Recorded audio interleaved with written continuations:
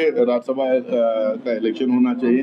राज्यसभा का मतलब ये होता है कि जो है काउंसिल ऑफ स्टेट्स है, पूरी स्टेट का रिप्रेजेंटेशन मेंबर्स करते हैं। मैं खुद राज्यसभा में हूँ, मैं पूरी स्टेट को रिप्रेजेंट करता हूँ। मेरे तो जम्मू कश्मीर की बात रखने के लिए यहाँ के नुमाइंदे राज्यसभा में जाना जरूरी है। हम डिमांड करते हैं कि जल्द से जल्द राज्यसभा के इलेक्शन करवाए जाए। सर, कांग्रेस पार्टी हमारे बीच में जम्मू कश्मीर प्रदेश कांग्रेस कमेटी के सदर हामिद कर्रा साहब हैं। जम्मू कश्मीर के कांग्रेस लेजिस्लेचर पार्टी के लीडर और एआईसीसी जनरल सेक्रेटरी मीर साहब हैं।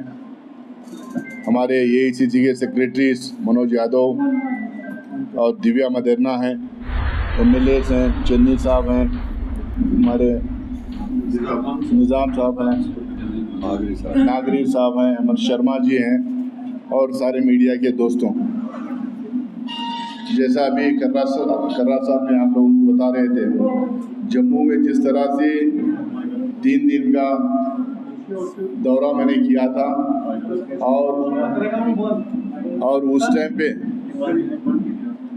टाइम पे जम्मू के सारे पार्टी के सीनियर लीडरान, जम्मू रीजन के डिस्ट्रिक्ट प्रेसिडेंट्स, फ्रंटल ऑर्गेनाइजेशंस, वहाँ के कार्यकर्ता से मेरी मुलाकात की गई थी। वहाँ पे बड़ा रिसेप्शन भी हुआ था। सबसे मैंने अलग से भी मिला था, डेलीगेशन से भी मिला था और ऑर्गेनाइजेशन के जो इश्यूज़ हैं, ऑर्गेनाइजेशन के जो स्ट्रेंथ्स हैं, उसको समझने की कोशिश किया था। उसी पैटर्न पे कश्मीर रीजन के कांग्रेसमैन की तरफ से कल इस्तेकबालिया प्रोग्राम रखा गया था। उसके बाद में कल एक्सटेंडेड हमारी ईसी जो है, यहाँ पे सारे बॉडीज डिसॉल्व किए गए हैं, लेकिन जो सीनियर लीडरशिप है उन सबको कल बुलाया गया था। उनसे अलग से बैठ के कल गुफ्तगू की गई है, उनके सजेशंस लिए गए हैं, उनके ग्रीवेंसेस को सुना गया है, उनके बहुत सारे जो इश्यूज़ थे उसको भी मैंने कल यहाँ पे सुना है। और पूरी लीडरशिप कश्मीर की, कुछ जम्मू से भी कुछ लीडर्स आए थे, सारे बैठ के हम लोगों ने बातचीत की है। आज सुबह से अलग अलग डेलीगेशनों से, खासकर डिस्ट्रिक्ट प्रेसिडेंट से, फ्रंटल ऑर्गेनाइजेशंस के लीडर से और जो भी मिलना चाह रहे थे उन सबको सवेरे से मिल रहा हूँ। आज दिन भर भी उनको मिलूंगा। कई लोग पार्टी ज्वाइन करना, वैसा आप ही लोग आपस में बात करें तो मैं बोल लेता हूँ, ठीक है। बहुत सारे लोग पार्टी ज्वाइन करना चाह रहे हैं, उन लोगों से भी बातचीत हुई है। अलग अलग पार्टी से लोग अप्रोच किए हैं, उन लोगों से बातचीत हुई है। आज डिटेल बातचीत उनसे हुई है और यहाँ पे हमारे जो पीसीसी के प्रेसिडेंट और सीएलपी लीडर हैं, इन लोगों के साथ बैठ के किसको पार्टी में ज्वाइन कराना, किसको मैं पार्टी को ज्वाइन नहीं कराना, और आगे हमारा जो एक कार्यक्रम चल रहा है, जो आपके पास यहाँ पोस्टर लगा हुआ है, रेस्टोर अवर स्टेटहुड, हमारी रियासत हमारा हक, जो है कार्यक्रम फिर पूरे प्रदेश में कैसा चलाना, इन तमाम चीज़ों को लेके एक स्ट्रैटेजी बनाई जाएगी।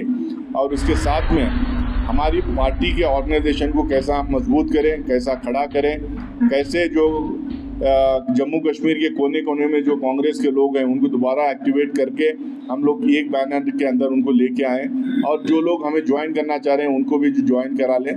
और नए जो यंगस्टर्स एनएसओ यूथ कांग्रेस के तहत या अदरवाइज ऑल्सो जो लैटरल एंट्री होती है, उनको भी लेके कैसा हम कांग्रेस को यहाँ पे मजबूत करें, उस पर लेके बहुत गंभीर से बातचीत हुई है। बहुत अच्छे सजेशंस आए हैं, बहुत लॉजिकल बातचीत वहाँ पे हुई है। हमारे अलग सेल्स एंड डिपार्टमेंट्स को कैसा मजबूत किया जाए, हमारे सोशल मीडिया और मीडिया डिपार्टमेंट्स को कैसा मजबूत करें, इन तमाम चीज़ों को लेके बातचीत हुई। उसके अलावा जो पॉलिटिकल डेवलपमेंट्स हमारे स्टेट में हैं, जो सूरत हाल है, उसको भी लेके काफ़ी डिस्कशन हुआ है।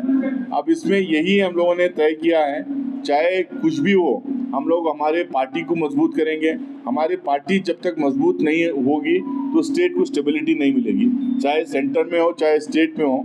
जो नेशनलिस्ट पार्टी है, जो पुरानी पार्टी है, जो नेशनल पार्टी है कांग्रेस पार्टी, तो उसको मजबूत होना ज़रूरी है। तो उसके लिए उस राह में हम कैसा काम करेंगे, उसको लेके काफ़ी बातचीत वगैरह हुई है हमारे बीच में। कल तक मैं यहाँ पे हूँ, फिर उसके बाद में जब डिस्ट्रिक्ट्स में हम लोग जाएंगे तो फिर दोबारा आऊँगा। हमारे सेक्रेटरीज भी लगे हुए हैं, पूरा काम कर रहे हैं। एमएलएस के साथ बातचीत हुई है, एमएलए कैंडिडेट्स जो थे उनके साथ बातचीत हुई है। तो एक जो हमारा रोड मैप है उसको हम तैयार करके हमारी पार्टी को स्ट्रेंथन करने का काम हम लोग कर रहे हैं। आप लोग को ये समझने की ज़रूरत है कि हम लोग दो अलग अलग पॉलिटिकल पार्टीज हैं और हमारा अलायंस है। हर पॉलिटिकल पार्टी का अपना एक ओपिनियन, अपना एक व्यू, हर मुद्दे को लेके अपना एक अलग ओपिनियन होता है। अगर अलग ओपिनियन नहीं होता, अलग व्यू नहीं होता तो हम एक ही पार्टी हो जाती। इलेक्शन कमीशन के फंक्शनिंग को, उनके प्रोसेस को लेके हमारी एक राय बनी हुई। हम महाराष्ट्र में, हरियाणा में, बहुत सारे स्टेट्स में इलेक्शन कमीशन के बहुत सारे जो लैप्सेस थे उसको हम लोगों ने बहुत डीपली स्टडी किए हैं। हम लोगों ने AICC के लेवल पे एक कमेटी हम लोगों ने गठित की है। वो लोग बहुत डिटेल्स में जाके स्टडी कर रहे हैं। अचानक सा जो है 55 लाख वोटर बढ़ जाते हैं महाराष्ट्र में, 30 सीट में 8% वोट बढ़ जाते हैं, करीब 12 सीट में 14% वोट बढ़ जाते हैं। तो अचानक जो ये अलग अलग से सिलेक्टेड सीट्स में वोटर्स का परसेंटेज कैसा बढ़ जाता है और इलेक्टोरल लिस्ट क्यों डिस्प्ले नहीं करते हैं। और इलेक्शन के टाइम पे, इलेक्शन के दिन पोलिंग परसेंटेज अलग रहता है, अगले दिन अलग अनाउंस करते हैं और जिस दिन काउंटिंग होती है उस दिन अलग पोलिंग परसेंटेज आ जाता है। तो ये लैकुनस उसमें है, जो लैप्सेस हैं और जो पता नहीं हिडन एजेंडा क्या उसके अंदर है। कोर्ट ने की बोला है कि इलेक्टोरल लिस्ट को पब्लिक करना चाहिए। कोर्ट ने कहा है कि कैमरा में जो दर्ज है, जो कैमरा में जो कैप्चर्ड है पूरे प्रोसीडिंग्स पोलिंग बूथ के, उसको जो है जो भी पूछता है उसको देना चाहिए। हमारे पिटिशन इलेक्शन कमीशन में फाइल किए गए हैं। हम पॉलिटिकल पार्टी जो सवाल रेज करती है तो इलेक्शन कमीशन को अपनी इम्पार्शियलिटी बताने के लिए, प्रूव करने के लिए उनको, हमें सिर्फ नहीं वोटर्स एट लार्ज को कन्विंस करने की ज़रूरत है। हम लोगों ने कई सवाल उठाए हैं, वो इलेक्शन कमीशन की जिम्मेदारी है कि उसको हमें कन्विंसिंग आंसर करे, या नहीं तो हम लोग उसको लोगों के कोर्ट में उसको लेके जाएंगे।